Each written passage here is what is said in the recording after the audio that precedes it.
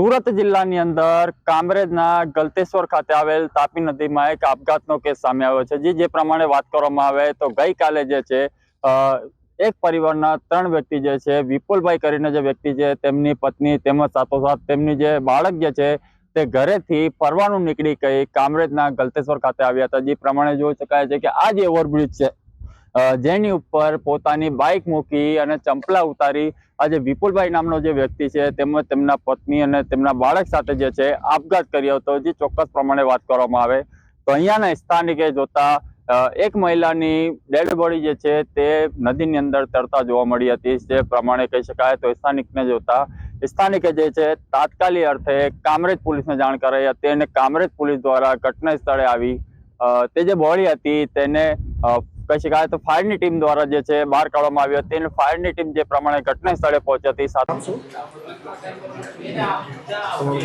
ભાવેશભાઈ, આ જે ઘટના બની છે તમારો શું થઈ શકે? ભાઈ થાય, નાના ભાઈ છે, નાનો ભાઈ, એમની વાઈફ એમનો પુત્ર। હા, આ જે પગલું ભર્યું એની પાછળનું કારણ શું છે? આર્થિક હીરાની મંદી ને થોડુંક આવું, બસ બીજો કોઈ તકલીફ નથી। ઘરમાં તો કોઈ તકલીફ નથી અમારે। એટલે તમને કોઈ વાત કરેલી કે મને આવી તકલીફ છે? નહીં, ઘરમાં કોઈ તકલીફ નથી। આજે વિપુલભાઈ છે કેટલા વર્ષ અગાઉ સુરત આવેલા અને કઈ રીતે? અમે જન્મ જ અમારો સુરતનો છે। લોન લીધી હતી ને હવે એ ઇસ્યુ બહુ દર્શાવવા લાયક નહોતો, કેમ કે એનું કારણ હતું કે ભાઈ એ તો કોઈ નડે એવું નહોતું અમને, ને એને કોઈ એવી બીકઈ નથી। એમના પત્નીને કોઈ એવી માનસિક બીમારી હતી? હા, થોડીક માનસિક તકલીફ હતી, દવા ચાલતી હતી? દવા ચાલતી હતી। ત્યારે આમ અગાઉ ક્યારે વાત કરેલી કે મને આવી તકલીફો છે આ છે એવું કંઈ? નહીં, એણે આ માનસિક તકલીફની તો અમને ખબર જ હતી, દવાના આના ઘરનાની। ગઈકાલે ઘરથી નીકળ્યા તો શું કહીને નીકળેલા?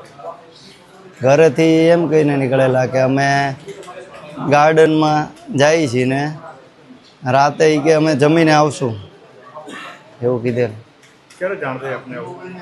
આ જાણ અમને મારા પપ્પાએ રાતે 11:30 ફોન કરેલો કાલે, ત્યારે અમને ખબર પડી ને ખબર પડી એટલે હું તરત ત્યાં ગયો।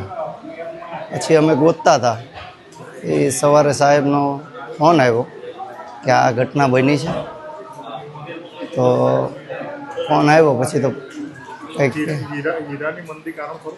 નહીં, એ હીરાની મંદી કારણ એ તો હતું જ તે, કેમ કે જોબ ના મળતી હોય, સમજી લો અત્યારે આ સમયે થોડીક તકલીફ એ હતી। બાકી તો આપના જે નાના ભાઈ હતા તે શું બિઝનેસ ધંધો શું કરતા હતા? એ નહીં, એ શરીરમાં ને એમાં બધા એમાં અલગ પ્લાનિંગમાં હતા, એટલે હીરાના ધંધા સાથે ઈંડા સંકળાયેલા।